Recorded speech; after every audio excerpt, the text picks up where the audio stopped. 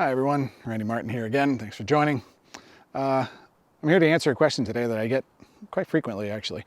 People ask me what I would invest in long term. Basically, what would I invest in and then just hold that stock for 10, 20 years, not even worry about it, not think about it, not look at the financials of it, just hold and buy more.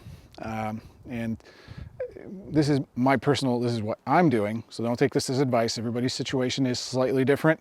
This may not be a good fit for just everybody out there, but for me, it's railroads. Yeah, how 19th century of me, monopoly, buy all the railroads. Anyway, I don't pretend to be Dale Carnegie or anything like that, but I do believe, and this is attached to a previous video of mine where I mentioned the oil super cycle, that there's going to be a vast increase in commodities that need to be extracted, transported, transformed, and then transported again.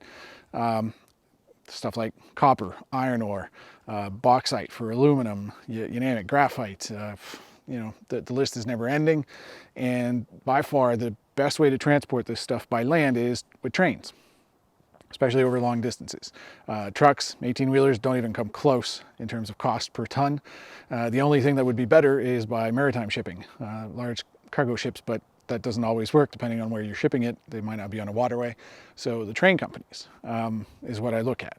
Specifically for me, it's Canadian National Rail, CNR in Canada, and CPKC, Canadian Pacific Kansas City Limited, with a merger that happened a few years ago.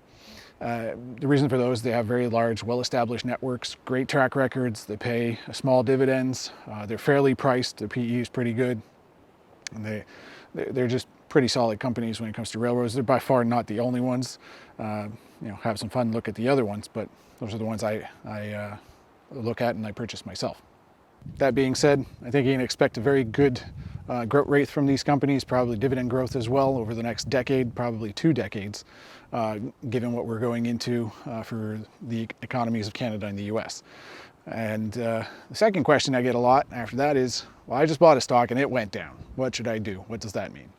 And honestly, for me, it's almost a rule. If I buy a stock, it's going to go down the next day. I don't know what gods I upset, what gods of the stock market I did that to, but it almost is a rule. And I just hold, or if I still have cash, I might actually buy more and just cost average down. If I was able to buy it at $10 one day and it goes to 8 and I'm able to buy as much, well, now my cost average is 9, and when it recuperates, I'll just get more profit. So that's my answer to both of those questions, which are very, very common. I get them all the time.